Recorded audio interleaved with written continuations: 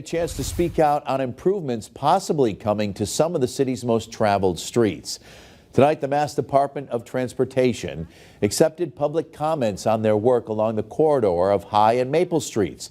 Western Mass News stopped by that meeting. We spoke with local business owners about what changes they'd like to see in that area. First and foremost, I think we need to reduce the lanes down from 2 to 1. I can tell you as a business owner, as a landlord, it absolutely will not impact business. In fact, it's going to make business better.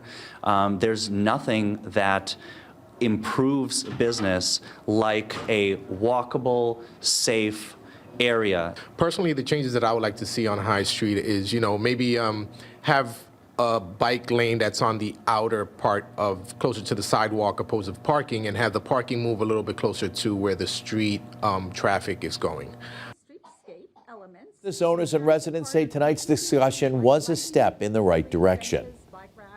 I'm so excited. I mean, there's such tremendous potential for real permanent change. It sounded like it's really prioritizing safety for pedestrians and bicyclists and all of that. I think that's I like their approach. Mass DOT also releasing a statement with us tonight about that project. They say, quote, "The Mass DOT project team wants to thank the mayor and the community for the productive meeting tonight. We are eager to move this important project forward in partnership with the city.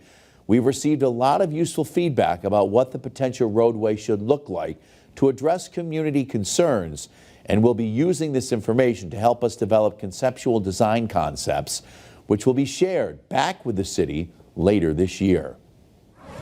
A post on social